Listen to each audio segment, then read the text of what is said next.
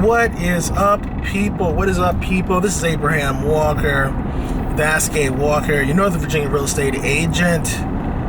Let's talk about this insane market right now. My goodness. We just came off of a weekend where we put in 3 offers for 3 different buyers in 3 different areas, and all of them were rejected. So a weekend full of rejection. We probably showed one client 8 properties. We probably showed another client 6 properties. And buyer number 3, we showed, I think, two or 3 properties, right? So what's going on? Why is all of this rejection going on? And I just want to let you know, this is just the nature of the beast right now. One of the properties we put an offer on was listed at $625. My clients offered $640. They received several offers above $700,000. That's right. My client was beat out by at least, at the very minimum, $55,000, even though we already offered above asking price on the property, even though the list price for the property was already above what the previous comps had already sold for. Now, if you watch my Northern Virginia real estate market update video, you already know that more than 50% of the properties sold in Northern Virginia in the month of February were sold above asking price. And what makes up Northern Virginia for my videos, right? This is my channel. I can make up the rules. We're including Arlington, City of Alexandria, or Alexandria City, Fairfax County, all of Fairfax County, including Falls Church, including Fairfax City. We lump all of that in together with Fairfax County, and then for Prince William County that's how we round it off, right? With Prince William County. Prince William County also includes all of the Manassas joints as well, right? So we have Arlington, City of Alexandria, Fairfax County, and Prince William County, right? That's what we include in our Northern Virginia. That's what Northern Virginia means to us, okay? So we're representing clients throughout the region, right? We're super grateful for our viewers for reaching out to us to use our real estate services. We definitely appreciate your views, likes, comments on our videos, and we also appreciate you reaching out like so many of our current clients have done. But what's going on? We have clients losing out on properties. What's the matter here? Well, we know as real estate agents, real estate professionals know that it usually takes a couple offers, right? It usually takes a couple losses before a client will understand just exactly what needs to be done, what has to happen in today's market. Unfortunately, we don't know how yet to get a client to really jump up at that very first offer and do something that will cause them to win a property. Because right now, if you're looking for a property, you're trying to win. The goal is to win right now. Unfortunately, right? That's just the nature of the market right now. And when you have every property that we put offers on this weekend went over asking price, one of the properties received 30 plus offers. That's right. There's only one property. So that means that there's more than 29 sad faces out there that are going to go back out into the same market my clients are going into to make offers on properties. In addition to that, these same buyers are in my client's price range, right? So that means that my clients, right, we've already encountered the competition, and that's only today's competition. Today's competition is making offers on yesterday's properties, right? But what about next week? Every week we get additional listings and we get additional buyers entering into the market. So that means that if you're looking at this video right now and you maybe lost out on some properties last week, or maybe you're thinking about getting into the market and you're hearing about all of this devastation in the market where people losing out, you may be afraid to go into the market. And that's understandable, right? I had a conversation today with somebody who reached out to us from our YouTube videos, who mentioned that they want to buy a property.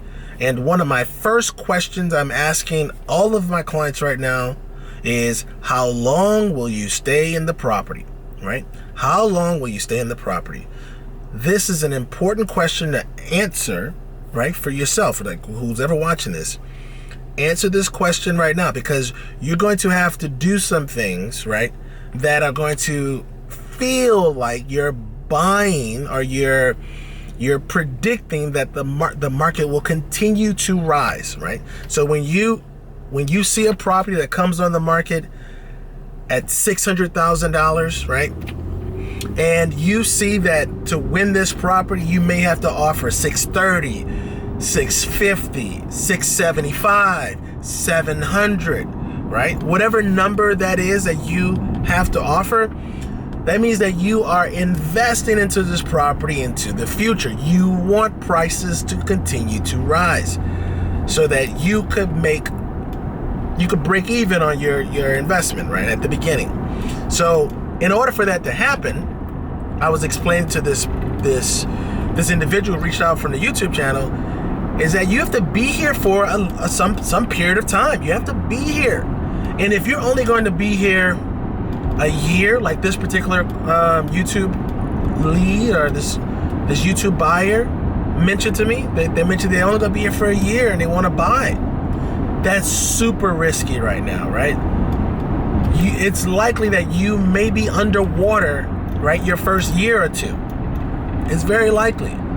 Do we want the market to continue on this streak that we see right now? Yes, we do. We would love that to happen.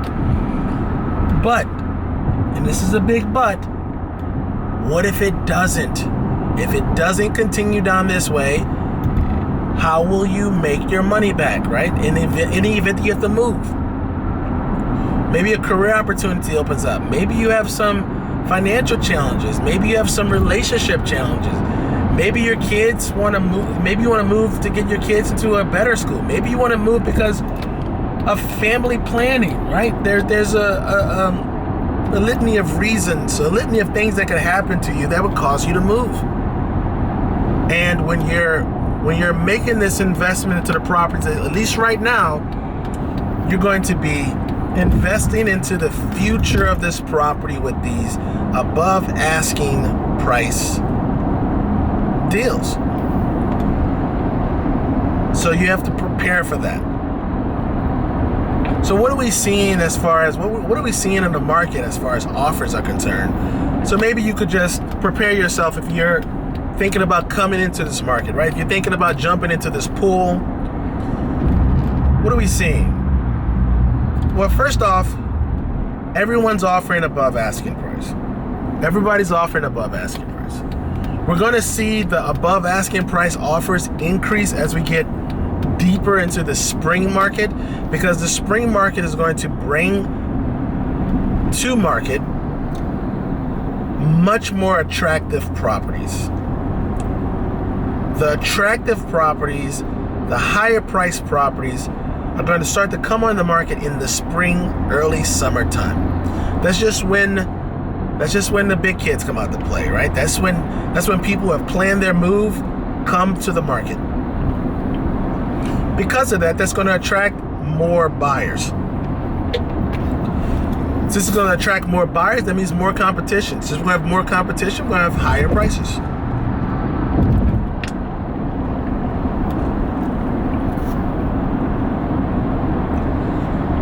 So what are these people doing? First of all, we know they're offering over asking price. Now, how do you come up with an offer price if everyone's offering over asking price? That's a great question. First off, you have to remember that the list price is just a marketing number. It's not the number that you'll probably end up with in this market. It's just not. It's very unlikely, right? It's less than a coin flip chance. In the Northern Virginia area, it gets worse depending on what type of property type you're looking at. Single family homes right now, the competition is fierce for single family homes. So what do? You can offer over asking price, of course. My recommendation when you're looking at offering over asking price is to do some research into the zip code or the surrounding zip codes that you're making the offer on. And what I want you to do is I want you to look at the last 30 days of sales. The last 30 days of sales, and I want you to run a report in the MLS where you're going to have one column of the list price, the second column is going to be the close price, and then you're going to bring that data into Excel. And what you're going to do is you're going to create a formula where you subtract the close price from the list price.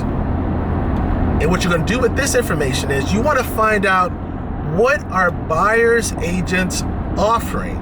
What is the strategy that's winning right now in this market for the area you're targeting? Do not, and I repeat, do not use the comparable analysis, right? Yes, you can use the comparable analysis to come up with one aspect of pricing, the price that you're going to offer, but it's not the best solution for making a competitive offer. You want to see what other buyer's agents, what is the market trending towards as far as offers above asking price. And why I bring this up to you is the property I mentioned that my client made an offer on for $625. They made an offer at $645, I believe. All right, so about $20,000 over asking price. The data showed us that, and it was only 2 properties in the community that sold in the past 30 days, but the data showed us that one buyer that won a property offered $35,000 over asking price. Another property in the same community was won by a buyer who offered $85,000 over asking price. That data is more important to you than whether or not the comps support the value at this time. Yes, you want to find out the comps support the value. I'm not saying not to use that information. I'm saying you want to bring additional information into your analysis to see what buyer's agents are telling their clients, right, to win properties at this moment. So that's the first thing, right? So you're offering over asking price. The next thing is a tool called the Appraisal Gap Contingency. Now, this is just something that you write into an offer, so we don't have a document for this per se, but this is just a piece of verbiage in your offer that states that, okay, this is the example. You make an offer on a property that's listed for $550,000. That's the list price. You make an offer on a property for $600,000 over asking price, but you still have your appraisal contingency in the offer. Sellers aren't stupid. Sellers know that you could make an offer for $1 million, but as long as there's an appraisal contingency in there, you don't have to pay the $1 million, right? So to get over that, buyer's agents are pretty smart. To get over that, to make their buyer's offer some more competitive, you put an appraisal gap contingency that says, if the appraisal comes in low, I'll pay X amount of dollars above the appraisal gap, of the appraised value. So in the scenario we're talking about right now, we have a $550,000 property. We offered $600,000. Let's say we do an appraisal gap of $10,000. So appraisal gap of $10,000. So list price $550, our offer price is $600, appraisal gap is $10,000. Appraisal comes in at $560,000. What happens? What is your true offer price right there? Well, you're on the hook, right? What price are you on the hook for? You're on the hook for $560,000 plus your appraisal gap of $10,000. So $570,000 is what you're on the hook for. This is another way to be competitive in this market. Appraisal gap contingencies. One thing I was explaining to one of my buyers over the weekend, because they offer, I think all of our clients offer appraisal gap contingency this weekend, was that $10,000 that you're offering, you're going to have that in liquid cash. That's going to have to be additional cash brought to the table. That's not going to be rolled into your loan. The lender is only going to make a loan on the appraised value. You are responsible for that difference. This is why having an appraisal contingency is so important. If you remove the appraisal contingency, then you are on the hook for that. You're on the hook for that difference. Next up, we have home inspection. Removing the home inspection altogether by doing a walk and talk inspection, not an inspection, I'm sorry, a walk and talk conversation with the home inspectors. It can't be classified as a home inspection because you don't get a report. But this tool, this feature, the service that's offered by almost all home inspectors right now, allows you to have a home inspector come into the property, review the condition of the major systems, right, within your showing window, right? Showings usually last anywhere from 15 minutes on the low end to an hour on the high end, but usually falling in between in the 30 minutes to 45-minute time frame.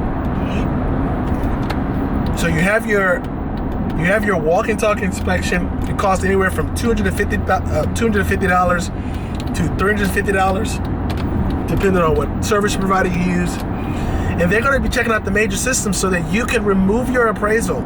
You can remove your inspection from your offer. This will help you to compete in today's market, right? You compete in the market of the moment. The market determines just exactly what you can do or what you are capable of doing, right? If you're competing against other buyers who are removing inspections and you have an inspection, just because you want an inspection doesn't mean you get to do one. It makes no sense for the seller to allow you to do a full-blown home inspection if they can get the same price from somebody who won't require an inspection, right? Does that make sense? This is sometimes a challenging conversation to have with clients, because clients are like, well, I want to have an inspection. And we're like, good. I don't know what that has to do with this conversation, because you either are going to do a walk and talk inspection, or you're going to have to offer some insane number to entice the seller to allow you to do a full home inspection. There is another home inspection which is called option to void only. It goes by several names, informational purposes. It goes by several names. But that's also another option. We see that particular home inspection when somebody does a sight unseen offer before a house comes on the market. The property's listed in the coming soon phase, and you don't want it to go to market. So you offer some absurd number, do your home inspection, and then see what the property looks like, right? So again, so we have our home inspection contingency removed. We have our appraisal figured out, sort of. We have our over asking price figured out, sort of. And that's it, right? And after you put those three, that little cocktail together, that offer cocktail together, you should be in a much better position to make competitive offers, right? Just get used to making multiple offers. Don't get emotionally attached to any of these properties right now. Don't do it to yourself. Please don't do it to yourself. As you can see, one of the properties we made an offer on had 30 plus offers. That means that more than 29 people were upset. More than 29 people are still searching. Unless you're going to put up a massive down payment, not even a massive down payment, a massive above asking price offer, unless you're going to do some things that are really going to make you competitive, then that's just the nature of the beast, all right? I'm not going to answer this. Let's finish out this video here. I hope you're, if you're looking for a house right now and you are getting a little, and finish cooking the pot. Sorry about that. If you're getting a little discouraged, I hope you don't. I hope you don't get discouraged. I hope you realize that this is just the market of the moment right now. This is just the market of the moment right now. You're going to have to put in several offers. You're going to have to be comfortable with getting uncomfortable, and be patient, right? Be patient. If you're going to be, if your expectation is to move into a house to find a house in 60 days like we used to do just a couple years ago, then you're going to be, you're going to have some challenges. You're going to have some challenges meeting that criteria. So give yourself some time. Give yourself some time, and things should work out for you. Keep putting offers on properties. Keep looking at properties. You may want to adjust your list price to make sure that you have enough of a cushion to make an offer on something above asking price. Yes, it's going to be frustrating. Yes, it's going to be a little time consuming. But if you apply yourself, if you stick with the goal, right, which is to secure a property, you can do it. You can do it. I know you can do it. Other people have done it before you. 1,800 plus homes were sold in February in Northern Virginia, so that means that people are buying houses.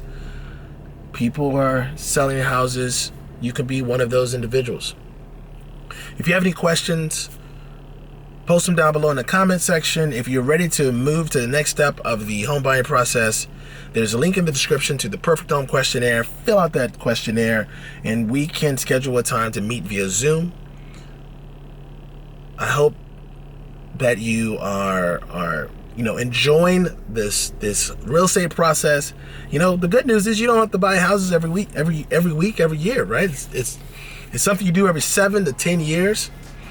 So stick with it.